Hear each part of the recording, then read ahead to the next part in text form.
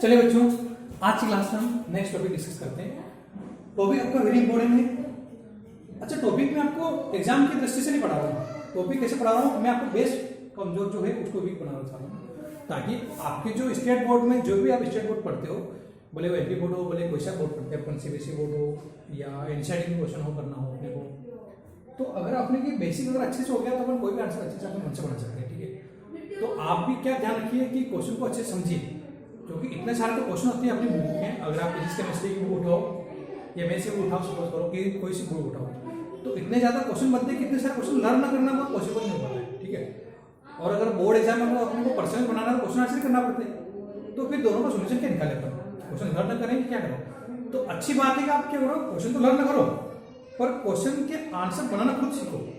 ठीक है, क्वेश्चन पता है कि अपने को क्या आ सकता है, कुछ भी आ सकता है, पर थ्योरी अगर आपको बनाना आ गई क्वेश्चन की, अगर अपने क्वेश्चन का बेसिक अगर अच्छे से कमजोर जो था वो अगर अच्छे से बन गया है, यानी अपना जो कमजोर पार्ट था वो अच्छे से अगर करना आ गया है, तो फिर अपन कोई से क्वेश्चन आ जाए किसी भी बोर्ड का अपन उसको कर सकते हैं। ठीक है, यानी मेन अपना उद्देश्य है कि अपन क्वेश्चन जो करते हो उसकी थ्योरी जो हो या उसके पीछे जो कॉन्सेप्ट है उसको सही समझे, तो अपने क्वेश्चन क्या होगा, इजीली बन जाएगी। पर अगर अपना डाउट अगर रहेंगे तो फिर अपना क्वेश्चन बनाने में दिक्कत पड़ती है। ठीक है, तो काम अपना क्या करें, अपन व्यवस्थित करें और बेसिक जो है अच्छे से रखें।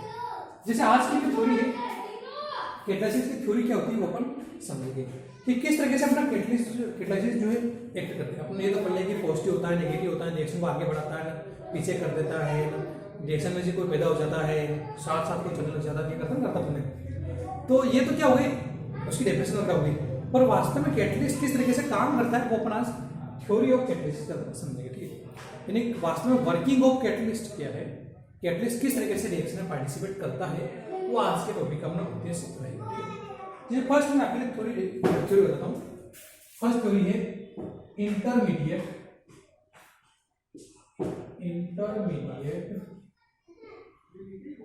कंपाउंड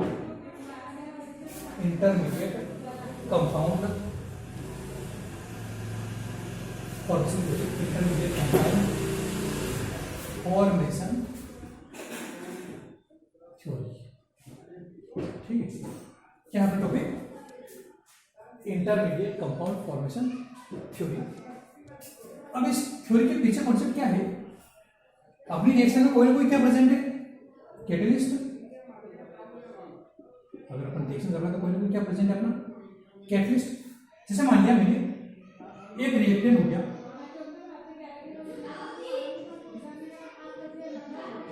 ये रिएक्टेंट ए और मान लिया कैटलिस्ट एक्स। ठीक है, अच्छा पहले इसके रिएक्शन देखते हैं होता क्या है, मैं रिएक्शन बता रहा हूँ। जैसे मान लो एक रिएक्शन ए हो, बी हो, रिएक्टेंट हो गए और आपका प्रोडक्ट बन गया ए बी, और किसी प्रेजेंट में कैटलिस्ट एक्स के प्रेजेंट। ठीक है, अब हम ये देखते हैं रिएक्शन के आगे की चीज तो ये होती है, जैसे पिक्चर चलती है स्टार्टिंग की, तो अपन तो बस पिक्चर को देखते हैं कैसे बाहुबली ने कैसे कुछ छलांग लगाई ना, कैसे पहाड़ पे चढ़ के नहीं रखते, और उसके पीछे का अगर देखो तो कॉन्सेप्ट अलग ही चीज होती है। तो ऐसे रिएक्शन में अपन देख रहे हैं कि ए और बी दो रिएक्टेंट हो गए और कैटलिस्ट एक्स के प्रेजेंट में अपन बोल दिया कि ए बी बन गया। ये करते हैं पर वास्तव में वो क्या है वो समझिए कि जैसे ये रिएक्टेंट ए है, इंटरमीडिएट कंपाउंड थ्योरी क्या बोलती है कि एक रिएक्टेंट ए जो है फर्स्ट डायरेक्ट बी से रिएक्शन नहीं करता है, फर्स्ट डायरेक्ट जो है बी से रिएक्शन नहीं करता है। पहले क्या करेगा वो रिएक्टेंट ए जो है किससे रिएक्शन करेगा, कैटलिस्ट से। किससे रिएक्शन करेगा, कैटलिस्ट से, और आपका जो कंपाउंड बनाएगा वो बनाएगा ए एक्स। क्या बना देगा, ए एक्स।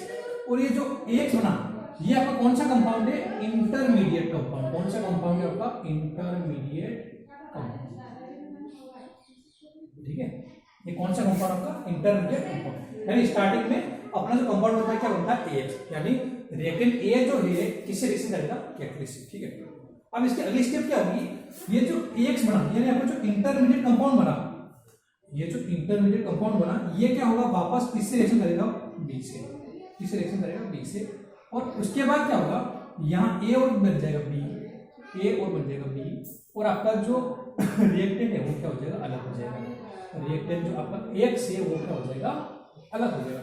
ये थ्योरी किसको बोलते हैं, इसको इंटरमीडिएट कंपाउंड बोलते हैं। क्यों बोला जाता है, तो इसमें कौन सा कंपाउंड बनता है आपका, एक इंटरमीडिएट कंपाउंड बनता है। कौन सा कंपाउंड बनता है आपका, इंटरमीडिएट कंपाउंड। इसलिए इस थ्योरी को क्या बोलते हैं अपन, इंटरमीडिएट कंपाउंड। समझ आ गया सबको, ये तो हो गया, ये जो थ्योरी है काफी पहले की है, और पहले ऐसा माना जाता था कि कैटलिस्ट ए जो है रिएक्शन रिएक्टेंट ए से रिएक्शन करके इंटरमीडिएट कंपाउंड बनाता है और उसके बाद फिर वापस बी से रिएक्शन करता है और अपने फाइनल रिएक्शन बनती है। ठीक, तो ये इस रिएक्शन के पीछे की पिक्चर ये है। ठीक है, अब आजकल क्या हो गया, इस थ्योरी को नकार दिया गया और आज इसकी जगह एक और नई थ्योरी आई और उसको बोलते हैं मॉडर्न, कौन सी थ्योरी बोलते हैं उसको, मॉडर्न एडॉप्शन थ्योरी। तो अब ये दूसरी थ्योरी बताता हूँ, इस थ्योरी वाली कौन सी है, दूसरी थ्योरी जो है वो समझिए वो है modern adsorption, modern adsorption theory. यानी जो अपने प्रेजेंट टाइम में कौन सी थ्योरी को लागू करते हैं वो देखिए पड़ेगा। अब इस थ्योरी में क्या होता है, होगा तो ऐसे कि जैसे अपना एक रिएक्टेंट ए था, सेकंड रिएक्टेंट बी था और एक कैटलिस्ट आ गया एस क्या हो गया कैटलिस्ट। ठीक है, अब होगा क्या कि कंपाउंड ए आपका प्लस कंपाउंड बी और आपका रिएक्टेंट कैटलिस्ट एस। तो अब ये कैटलिस्ट क्या करेगा मॉडल थ्योरी के हिसाब से कि पहले कैटलिस्ट एस का करेगा इनके लिए सरफेस प्रोवाइड करवाएगा, क्या करवाएगा सरफेस प्रोवाइड करवाएगा।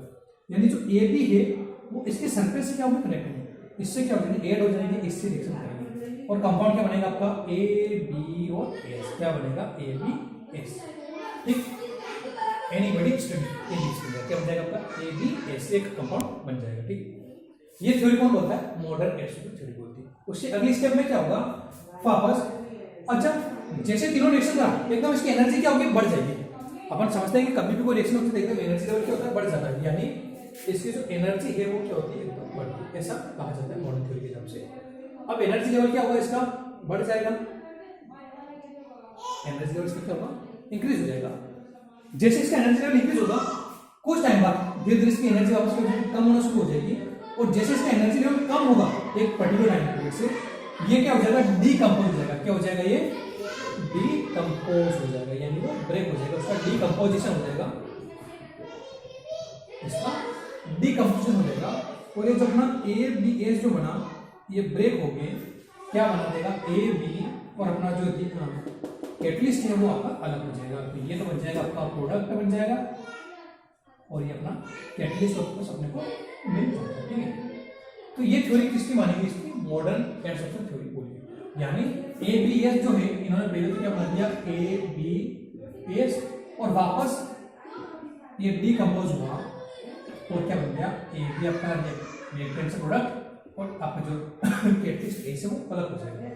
इस थ्योरी को बोलते हैं मॉडर्न एडसॉर्प्शन थ्योरी। समझ आ गई? तो दोनों थ्योरी जो है इंपॉर्टेंट है, प्रीवियस की और मॉडर्न की, दोनों के ऊपर क्वेश्चन पूछ जाते हैं थ्योरेटिकल बेसिस पर। तो अब आपको समझ आ गया कि दोनों के थ्योरी को क्या बोलते हैं, तो आप अपने हिसाब से इसका आंसर बना सकते हो। ठीक है, चलिए चैनल को लाइक कर दीजिए, जल्दी से थंब इंप्रेशन जरूर क्लिक कर दीजिए ताकि पता चले कितने बच्चों ने देखा है। ठीक है, इतना आलसी नहीं बनना, जल्दी से कर दिया लाइक, सभी ने लाइक कर दो। अगर अभी तक शेयर नहीं कराए तो शेयर भी कर दो। शेयर करना मतलब आसपास किसी दोस्तों को बोल दिया करो ताकि ज़्यादा चैनल में सब्सक्राइब बढ़े। कम से कम अपने को 1000 सब्सक्राइबर तो करना ही करना है इस टाइम ड्यूरेशन के अंदर। 1000 सब्सक्राइबर हो जाएंगे तो फायदा मिलेगा, चैनल जल्दी से जल्दी बढ़ेगा। और अपना कहना मतलब अपने आसपास में अगर कोई हो तो उनको बताइए ताकि फायदा मिले चैनल वालों को, हम गरीबों का कुछ भला हो जाए। ठीक है, चलिए कल मिलते हैं नेक्स्ट क्वेश्चन।